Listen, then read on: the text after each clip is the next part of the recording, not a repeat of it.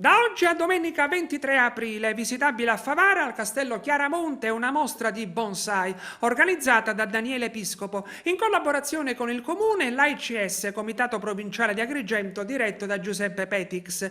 Ascoltiamo in proposito Daniele Episcopo, al microfono di Gaetano Ravanà.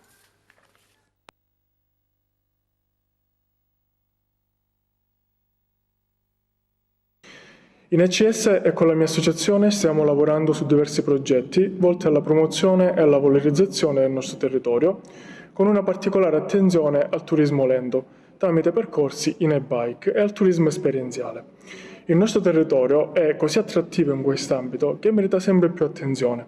In ECS ci occupiamo anche di ambiente e lavoriamo per facilitare un cambiamento culturale volto al rispetto dell'ambiente e della conservazione della biodiversità, proprio come fanno i nostri fratelli orientali. A tal proposito, essendo anche un bonsaista ed amante della cultura e arte orientale, sto portando avanti un mio progetto personale che consiste nel diffondere il più possibile la cultura, le tecniche e la forza terapeutica dell'arte del bonsai.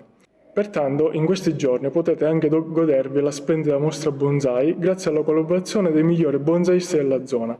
Vi invito a seguire su Instagram e Facebook Bonsai per Tutti e Sicilia Ride.